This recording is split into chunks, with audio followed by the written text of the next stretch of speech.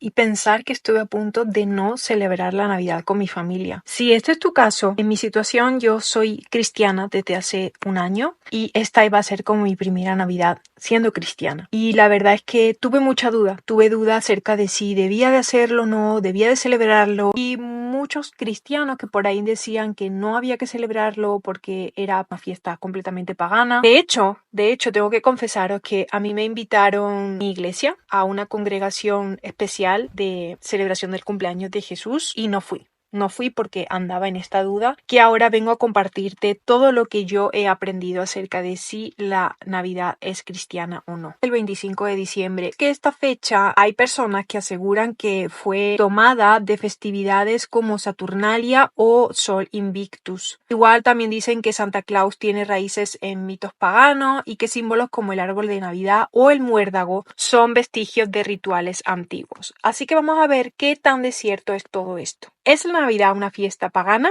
La verdad histórica. El 25 de diciembre, origen de la fecha. Bien, comenzaremos con el tema más controvertido, que es ¿por qué celebramos la Navidad el 25 de diciembre? Y es que muchos argumentan que esta fecha fue elegida para coincidir con festivales paganos como Saturnalia o el culto al Sol Invictus, pero ¿qué es lo que nos dicen en realidad las evidencias históricas? Primero hablaremos de Saturnalia. Este festival era romano, dedicado a Saturno, el dios de la agricultura, y se celebraba entre el 17 y el 23 de diciembre. Durante esta fiesta los romanos intercambiaban regalos, decoraban sus casas y disfrutaban de grandes banquetes como lo que hacemos prácticamente hoy en Navidad. Sin embargo, nunca coincidió con el 25 de diciembre, así que en este caso la conexión con la Navidad es débil realmente. Y por otro lado, ¿qué hay del culto al Sol Invictus? Bueno, pues aquí encontramos un argumento un poco más fuerte, pero también problemático. Y es que este festival fue establecido oficialmente en el año 274 después de Cristo por el emperador Aureliano para celebrar el Sol Invicto. El problema es que el festival no se menciona como celebrado específicamente el 25 de diciembre hasta el año 354 después de Cristo, mucho después de que los cristianos ya comenzaran a conmemorar el nacimiento de Jesús en esta fecha. De hecho, ya en el año 204 después de Cristo, Hipólito de Roma menciona el 25 de diciembre como la fecha del nacimiento de Cristo,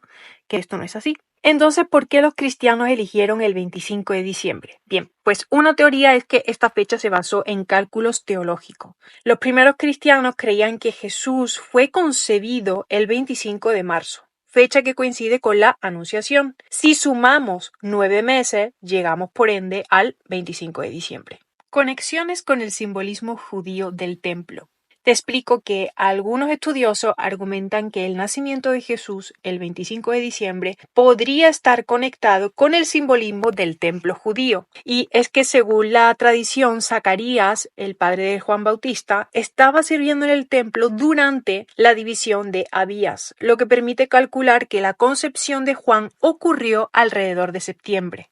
Esto situaría el nacimiento de Jesús en diciembre. Además, otra teoría interesante conecta el nacimiento de Jesús con el calendario litúrgico judío, especialmente con el servicio sacerdotal de Zacarías, el padre de Juan Bautista. Y según esta línea del tiempo, Jesús habría nacido a finales de diciembre, lo que refuerza la validez simbólica de esta fecha. Por otro lado, desde un punto de vista apologético, la elección de esta fecha no fue para imitar festivales paganos, sino para simbolizar la llegada de la luz de Cristo al mundo. Tenemos que recordar que Jesús mismo se describe a él como la luz del mundo. Esto está en Juan 8:12. Concluyendo, podemos afirmar que no hay una evidencia concluyente de que los cristianos tomaran el 25 de diciembre de festivales paganos, sino más bien que fue una elección teológica y simbólica. Punto número 2. El solsticio de invierno y su simbolismo. Ahora vamos a pasar al solsticio de invierno, otro argumento que muchas veces se utiliza para desacreditar la Navidad. Y es que el solsticio ocurre alrededor del 21 de diciembre y marca el día más corto y oscuro del año. Aunque no hay evidencia de que los romanos celebraran específicamente el solsticio, muchas culturas antiguas como los celtas y los nórdicos sí que lo hacían. Los cristianos, sin embargo, interpretaron ese evento astronómico para comunicar verdades teológicas. Por ejemplo, el padre de la Iglesia, San Ambrosio, describe a Cristo como el sol de justicia, citando a Malaquías 4:2. En ese contexto, la llegada de Cristo es vista como la luz que vence a las tinieblas. Pero hay más, hay una conexión con el Evangelio de Juan y con Génesis.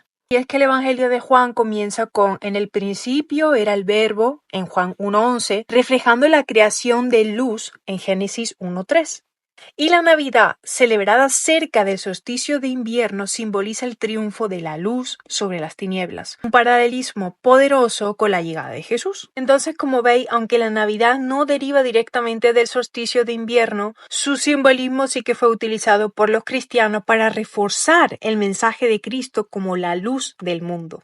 En definitiva, la Navidad no proviene del solsticio de invierno, pero el simbolismo de la luz creciente fue adoptado por los cristianos para transmitir el Evangelio, eso sí. El punto número 3 tenemos el tema de Santa Claus y el Padre Navidad, o Father Christmas. Y es que también por ahí señalan que Santa Claus tiene sus raíces en San Nicolás, un obispo cristiano del siglo IV, conocido por ser súper generoso hacia los pobres. Esto es completamente cierto. San Nicolás fue un hombre real, de carne y hueso, que dedicó su vida a servir a los necesitados y es conocido por historias como la de salvar a 3 niñas de ser vendidas como esclavas al proporcionar una dote para su matrimonio. San Nicolás no solo es recordado por su generosidad, sino también por su defensa de la doctrina cristiana en el Concilio de Nicea del 325 después de Cristo, donde se enfrentó a la herejía arriana que negaba la divinidad de Cristo. Sin embargo, el Santa Claus moderno, ese sí es una evolución cultural. La tradición fue llevada a Estados Unidos por inmigrantes holandeses, quienes lo llamaban Sinterklaas. En el siglo XIX, Clement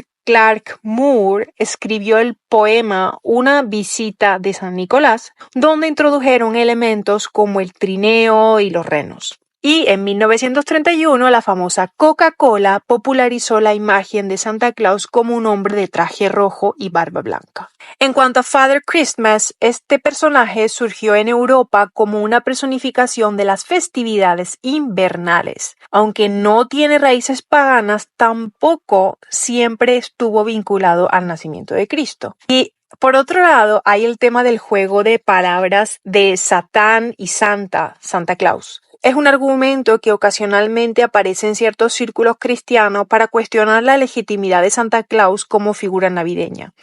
Sin embargo, este argumento tiene fundamento poco histórico, lingüístico o teológico, y más bien se basa en coincidencias fonéticas en inglés, que sí que son reales. Así que voy a darte un poco de contexto histórico y lingüístico sobre el nombre Santa y sus orígenes. Y es que, como ya te había dicho, la palabra Santa en Santa Claus proviene de la contracción de Sinterklaas, que a su vez deriva de San Nicolás en holandés. Esto se refiere al santo cristiano del siglo IV, conocido por su caridad y servicio a los pobres, que ya te había comentado antes. Y es que etimológicamente no hay una conexión entre Santa y Satán. La similitud fonética es una coincidencia en inglés, pero no existe en otros idiomas. Por otro lado, la figura de San Nicolás, quien fue un obispo cristiano que defendió la fe en el Concilio de Nicea, es recordado como un modelo de generosidad y caridad. Y en realidad esto lo aleja completamente de cualquier asociación con Satanás. Aunque algunos críticos argumentan que Santa Claus, como figura moderna, desvía la atención del verdadero significado de la Navidad, que es el nacimiento de Cristo, este punto es más válido desde un punto de vista teológico porque en la cultura contemporánea Santa Claus se ha convertido en un símbolo de consumo y comercialización, lo que puede hacer que se pierda el enfoque en Jesús. Sin embargo, esto no es culpa de Santa Claus en sí mismo, sino de cómo la cultura popular ha utilizado esta figura. Originalmente Santa Claus estaba profundamente vinculado con valores cristianos como la generosidad y el servicio. Desde una perspectiva apologética no hay que atribuir coincidencias lingüísticas a conspiraciones y hay que asociar Santa con Satán por una similitud fonética puede dar lugar a argumentos débiles e incluso ridículos desde un punto de vista apologético. Este tipo de razonamiento no tiene una base histórica ni teológica. Y es que es importante centrarse en críticas válidas como el problema de la comercialización de la Navidad, que esto es un hecho y es real y es grave y pasa, en lugar de recurrir a juegos de palabras sin fundamento. Hay que reenfocar el mensaje y en lugar de condenar a Santa Claus, los cristianos pueden aprovechar la figura de este hombre, de este Santa, como un símbolo de generosidad y servicio, recordando sus raíces en San Nicolás. Y se puede utilizar el personaje de Santa Claus para enseñar a los niños sobre la importancia de dar a los demás, en lugar de centrarse únicamente en recibir. Terminando con este tema, creo que el problema no es Santa Claus, sino el énfasis que se pone en el materialismo. Y es que el apóstol Pablo ya advierte en 1 de Timoteo 6:10 que el amor al dinero es la raíz de todos los males. Sin embargo, Santa Claus, correctamente entendido, puede ser un modelo de generosidad inspirado en Cristo. También cabe recalcar que el apóstol Pablo en Hechos 17, 22-23 utilizó elementos culturales griegos como el altar al Dios desconocido para predicar el evangelio. Y pues de manera similar, Santa Claus puede redimirse como un símbolo que apunta al mensaje de Cristo en lugar de rechazarlo completamente. Vamos a por nuestro cuarto elemento y este es el de los árboles de Navidad. Esta tradición comenzó en Europa en el siglo XVI y no tiene raíces paganas mayoritariamente. Y es que la tradición moderna del árbol de Navidad comenzó en Alemania, donde los cristianos decoraban los árboles con velas y frutas para simbolizar, como ya lo habíamos dicho antes, la luz de Cristo y los frutos del Espíritu Santo. Martín Lutero es frecuentemente citado como el primero en decorar un árbol con velas. Y es que se dice si esto tiene conexión con el árbol de la vida. Es que en el cristianismo el árbol de Navidad puede verse como una referencia al árbol de la vida mencionado en Génesis y Apocalipsis. Y este simbolismo refuerza la idea de que Cristo es la fuente de vida eterna. Sin embargo, algunos elementos culturales pueden haberse inspirado en tradiciones anteriores. Por ejemplo, los pueblos germánicos consideraban ciertos árboles como sagrados, pero no hay evidencia de que estas creencias hayan influido directamente en el árbol de Navidad cristiano. En conclusión, el árbol de Navidad tiene raíces cristianas, aunque puede haber elementos culturales que se reinterpretaron. Y punto número 5 y último que vamos a estar debatiendo hoy, el muérdago. El hecho de que el muérdago tenga conexión directa con el paganismo o no tiene muchos matices. Y es que en las tradiciones celtas el muérdago era considerado una planta sagrada que simbolizaba fertilidad y vida. Aunque su uso como decoración navideña comenzó en Inglaterra en el siglo XVIII, no se puede ignorar su origen pagano. Y el muérdago ganó popularidad de la tradición navideña gracias a la literatura inglesa del siglo XVIII y XIX, donde se mencionaba como un símbolo de amor y de reconciliación. Obras como Sketches by Boz de Charles Dickens ayudaron a difundir esta práctica. Sin embargo, los cristianos reinterpretaron el significado del muérdago asociándolo con la reconciliación y la paz, valores centrales en la Navidad. Pero de nuevo no podemos olvidar que sus raíces también son paganas. Y pasemos a la conclusión general final, y es que después de examinar cada uno de los puntos presentados, hemos llegado a algunas conclusiones importantes. Primero, la Navidad tal como la conocemos no deriva de festividades o festivales paganos como Saturnalia o el culto al Sol Invictus.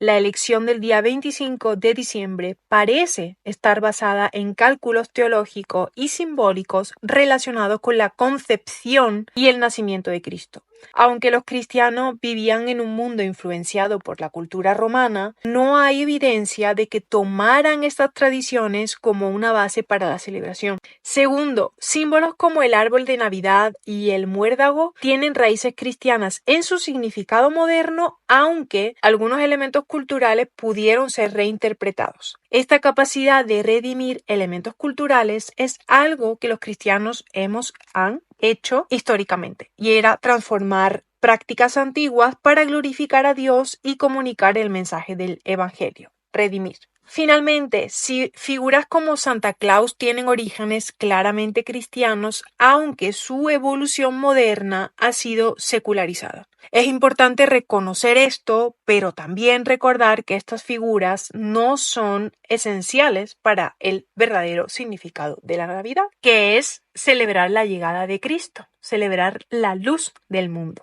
Y me dirá, pero bueno, entonces la Navidad es una fiesta pagana, ¿sí o no? Bueno, mi respuesta es no. Y te lo dice alguien que estuvo a punto de no celebrar la Navidad y que ya rechazó la celebración de su iglesia para celebrar la Navidad. Pero la Navidad en su esencia celebra uno de los eventos más significativos de la historia, que es la encarnación de Jesucristo. Y aunque algunas tradiciones culturales puedan tener influencias antiguas, el propósito central de la Navidad es recordar el amor de Dios, quien vino a esta tierra en forma de la persona de Jesús para traernos esperanza y salvación. Y aquí es donde quiero dejarte un desafío. Más allá de las decoraciones, los regalos, las tradiciones, tómate un momento para reflexionar sobre lo que significa realmente la Navidad. Como dice Isaías 9:6. Porque un niño nos ha nacido, hijo nos ha sido dado, y el principado estará sobre su hombro, y se llamará su nombre admirable, consejero, Dios, fuerte, Padre eterno, príncipe de paz.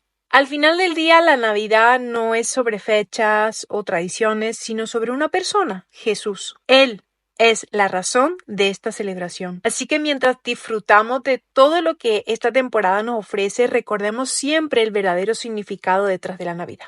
Quiero ir sin explicarte el proceso de la inculturación, que es aquel por el cual el cristianismo toma elementos culturales existentes y los transforma con un significado cristiano. Esto no implica en sí un sincretismo, sino una redención cultural, como hizo el apóstol Pablo en Atenas, en Hechos 17. La Navidad es un ejemplo de cómo el cristianismo ha practicado la inculturación a lo largo de la historia. Así como el apóstol Pablo utilizó el altar del Dios desconocido en Atenas para predicar a Cristo, los cristianos han tomado elementos culturales como el árbol o el solsticio y los han reinterpretado para proclamar el Evangelio. Esto no es sincretismo, sino una redención cultural que resalta la verdad de Cristo en cada contexto. Espero que este análisis os haya ayudado a entender mejor la historia y el significado de la Navidad.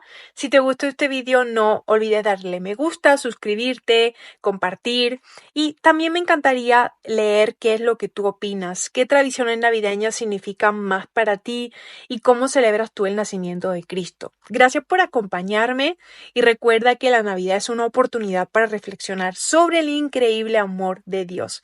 Que tengas una feliz Navidad llena de paz, gozo y propósito. Nos vemos en la próxima. Que Dios te bendiga.